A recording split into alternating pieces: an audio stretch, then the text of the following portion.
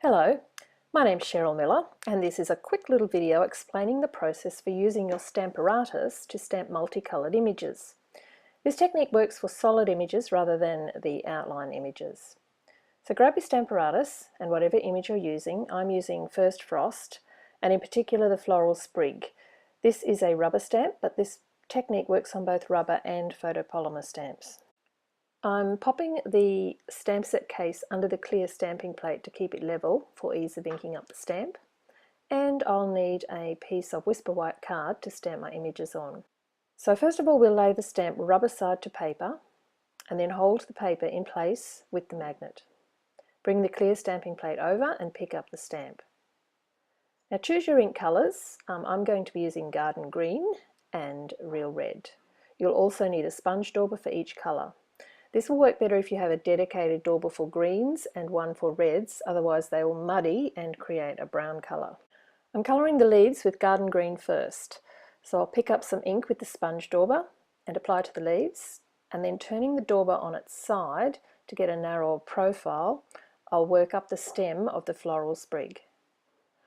Some green will get on the flower, but that's okay, it'll all blend in later. As long as you don't colour too much of the flower part of the image with green, you'll be fine.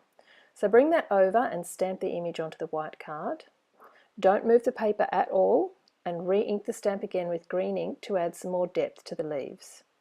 I'll bring the stamping plate over again, and as long as the stamp and the paper haven't moved, the image will stamp straight over the top of the previous image.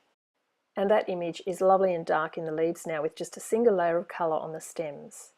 Clean the green ink off the stamp with a chamois, being very careful not to move that stamp on the plate or the next step won't work. So next we'll ink up the flowers with Real Red ink and a sponge dauber. You'll go over the stems a little bit, but it won't matter. They'll go a brown colour because red and green make brown, but it will still leave a defined stem. So try not to get red ink on the leaves though. Take any off if you see it on the leaves themselves. Pull the stamping plate over and stamp onto the white card. And again, as long as the paper and the stamp haven't moved, that will stamp in exactly the right position.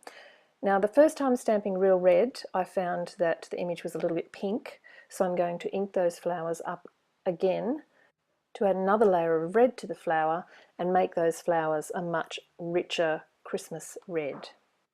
So pull the stamping plate over again, stamp down on top, and again it's exactly in the same spot, and now we have a much richer red in the flowers. Don't forget to clean that stamp off before you attempt to stamp another image. You can stamp as many colours as you like into one image, and this particular technique is great for flowers. I love the depth it gives to the images, and I love where the colours blend to create a totally new colour. If you don't have a Stamparatus, the way to colour this image would be to sponge the green and the red onto the stamp at the same time and then stamp down once, but you will only get one go at it. You won't be able to go over the image multiple times. For this reason, I love the Stamparatus. I hope this video has been helpful as you work through my tutorial, and see you next time.